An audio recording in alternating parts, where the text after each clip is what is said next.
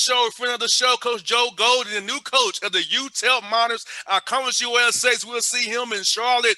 We'll see him over in Birmingham at UAB, at Middle Tennessee, and at Western. 4 times you can see Coach Golden here in ATL. Hey, Coach, how you doing, man? I'm doing great, boss. How you doing, man? Good to see you again, as always, man. Coach, I'm doing well, man. Happy for you, man. I couldn't believe when I saw it, man, how happy I was for you getting that job at UTEP, man. All the hard work you've put in over these years, man. The tough times with Abilene, bringing them to from where they were to where you left them. Man, I'm so happy for you, Coach. I really am, buddy. No, I appreciate it, man. I know the friendship's real, man. We've been through this together a little bit here. You've seen the whole journey over the last, 4 or 5 years here, and just obviously it was tough to leave. Abilene Christian we built something really special there. It took a lot of time. It wasn't easy to do, but the timing was right, man. I grew up about 5 hours away in Midland, Texas. I know so much about UTEP and the history and the tradition of this program, the timing was right. I just felt like we did, I've done all I could at ACU, and I need a new challenge. I need to get outside. And so it's a challenge. I can promise you that, man. This is a great basketball school. It's a ton of passion in the fan base. We got to get people back in the Haskins Centers, but Conference USA is no joke, man. There's really good players in this league. There's great coaches in this league. So we've got a lot of work to do in a hurry. And it's truly Conference USA, because Joe, as you know, man, it's from Virginia to you guys over in El Paso. It spans the whole southeast region of the country pretty much. But tell us about recruiting-wise, how you can tap into multiple markets, knowing that you're in El Paso, knowing that you play a lot of different places that guys come from. Yeah, hopefully that we can continue to get in those markets, as we play games across. And, Bossman, I've talked about this before. Recruiting's changed anyways, The days of just saying, hey, I'm recruiting right here, those days are over, man. Social media changed everything. The internet changed everything. And, these kids today, they have so much film and access to film that they can give to us. And so, we're going to recruit, man. We're going to start obviously in El Paso. After El Paso, we'll move to Texas, but we're going to recruit all over the country, and we got to find the best players that fit UTEP and, the best fit for Conference USA. So we got some work to do here. We've got some guys that went in the portal with the change and everything that's happened here. And so, we have some scholarships available right now and still trying to figure out a staff. And so we got a lot to wiggle here, but we're crisscrossing the country as far as phone calls made, trying to find some guys to wear the orange and blue, man. And UTEP is a coach of national brand, as you know, because I know that from Atlanta. No doubt. UTEP, national brand. So when you hear the name UTEP, people know, okay, I know about that program in El Paso, the city of the sun, the Sun Bowl. So much about El Paso. Sun City, baby. Yeah. Yes, it's a great town. And it's on the mountain town. So people don't realize it's on the mountain town. So not central, it's the mountain. So you got a slice of it in the mountain. Hey, you need to remind everybody that too, man, because my phone's ringing too early in the morning, man, and too late at night, man. Well, I'm an hour behind where I used to be, man. Make sure my friends get it. But yes, man, it's a national brand. You can wear UTEP across. People know, man. Coach Haskins, 1966 national championship, beat Kentucky. Coach Gillespie was here, moved on. Coach Sadler was here, moved on. Coach Barbie was here. And then obviously Coach Floyd. I mean, just incredible coaches, man, and incredible players. We got a good one coming by practice today, Omar Thomas, which is one of the best players to UTEP. Tim Hardaway. I talked to Tim Hardaway the other day, man. Tim Hardaway, man, called me, Nolan Richardson was here. It's just there's so much history to this program, man, and I'm just excited to wear the brand across my chest.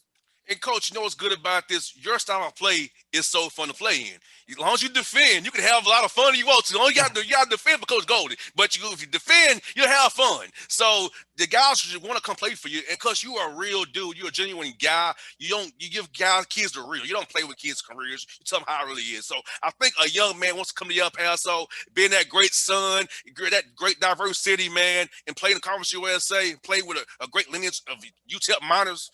Coach, I feel like, man, a kid who passes up on your opportunity is crazy. No, I appreciate you saying that. And, I really, Bossman, I'm fired up, man. I think we're going to be able to get some really good players in here. We're still going to defend the way we've always defended. Those guys in my first player meeting, they already knew that, There's no secret to that anymore. And that's a good thing, because we don't have to sell it. But, if you're going to play now at UTEP and play for us, you're going to guard. But on the offensive end, we're going to give you a ton of freedom to develop your game on that end of the floor. And all we ask is that you take care of the basketball, and play team basketball, and play for each other. So, I'm excited, man. I think it's a great opportunity, man. Again, the timing's right. It's perfect. Coach Terry did a great job here. This thing is not broke. He's got a good culture that's already here, that's in place. These kids play hard for him. So I'm very thankful to Coach Terry and his staff, and I just look forward to continue to build a relationship with the players that are staying and find the right pieces to the puzzle to go with them. I'll ask you about that. How has that been? When the guys meet you for the first time, it's kind of weird. So how has that been for the young men meeting you, for knowing who you really are? They say, saw you from afar, man. They didn't really know who Joe Golden is. Tell us about how that has been for you guys so far. Yeah, that first team meeting's always a little awkward, I mean, it is what it is, man. It's kind of like first junior high dance, man, when you're going in for your first kiss, you count to 10, you get to 10, and you haven't done it yet, you start back over and keep going. It's a little awkward, and but it's life, man. I just jumped in it, and I had a lot of passion, energy, me, and just told them the truth, man. I'm gonna build relationships with them. If I tell them I'm gonna do something, I'm gonna follow through with that. And the next day I'm gonna build a relationship with them. The next day I'm gonna build it. And you've been around me a long time, Bossman. I'm big on relationships, man. I think you have to build the relationship piece, and it's got to be real. With the relationship piece comes trust, and after you build that, comes love. And then the last 4 or 5 minutes of a game, the last 10 minutes of a game when the game's online, if you truly love your brother right there sitting next to you, you got a chance to win. Now it helps when you have 12,000 crazy fans in the dawn rocking and rolling, man. That helps too, man. Just love ain't gonna do it, man. You got to have real players and a great fan base. But that's what fires me up about this thing, man. There's no question. It's been dormant for a while with the fans. They haven't been showing up. This place used to lead the conference in attendance. I don't have the numbers here, but I saw it in the interview process. There was a stretch there. They led it, 6, 7, 8 years in a row in the WAC and in Conference USA. And so we got to get those guys back. We got to get the families back. And it's you have to win at home. And so that's the big part. Not only do we have to get good players, build this staff, we also have to go around the community and make sure that these people know that we're going to put a product on the floor that they're going to want to support. And Joe, that's what's so good about you, man. You actually understand. Because a lot of guys don't really understand. You got to get out of the community.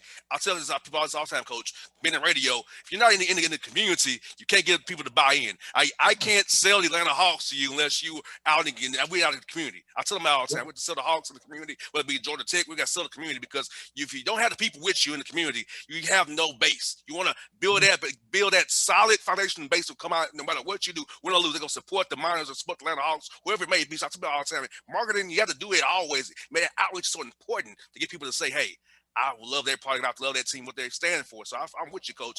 Community is everything to get that team built, fans in that building there. No, I agree. And, I saw it at ACU. Everybody just say, well, just win. Well, we did win at ACU, early on, and fans didn't come, And so once we got into the community and we got our guys in the community and got to doing things, that's when the fans came. So, again, lesson learned. That's the beauty of this being my second job, not my first, man. I've learned from all my mistakes, but, yeah, we're going to get involved in the community, man. We're going to get after it. And we have a beautiful arena. You get goosebumps when you walk in there and you look up at the history of all the players and the championships that have won here. And so we got to get butts back in the seat, Bossman, period. I mean, we have to do it. Now we have to win too. Winning helps. You and I both know that, you got to win, but we're going to do our job in the community as well. Tell us about the vision of the president, the AD, about the vision for his program. I know having that symmetry from top to bottom is so important for any programs. Tell us about that, how you connected with those guys on the vision for this program going forward. Yeah, I just felt real comfortable in the interview process, with the AD. He's a former coach, football coach. So I like that, there's not a lot of ADs out there anymore that were coaches. It used to be they were all ADs were coaches. And so I really like that. He knows what we're going through. He knows the grind. He knows when you have a 2-game or 3-game losing streak, what it feels like, and how to keep grinding and get your team to keep fighting, to come back on the other side. And hopefully we don't have many of those.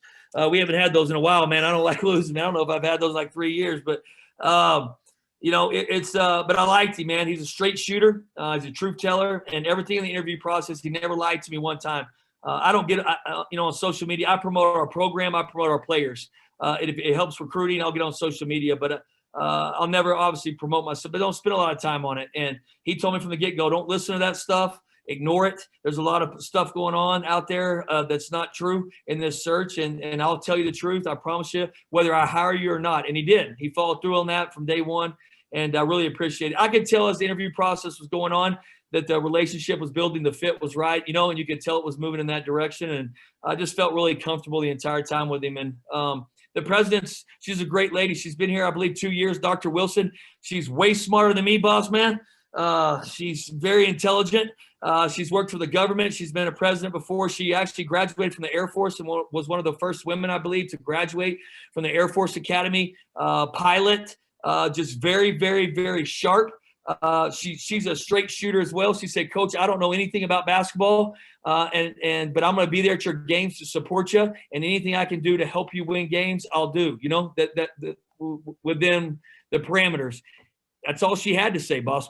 That's the president you want. You want a president that will show up, and a president that continues to find ways to get creative, financially on different things for every university this time. And so I'm very lucky in both those capacities. I felt very comfortable with both, and happy to be representing them both and working for both of them.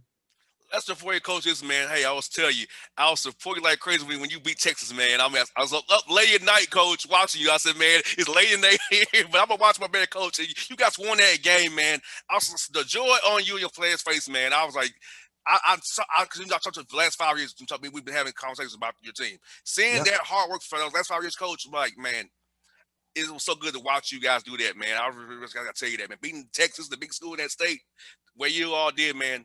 Kudos to you, man, your players, man. Great job for you guys, man. I appreciate you, man. I appreciate all your support throughout the years, man. You've been one of these days I'm getting a hot Atlanta, man. I mean, COVID's getting us, everything else is getting us, man. One day I'm getting a hot Atlanta, man.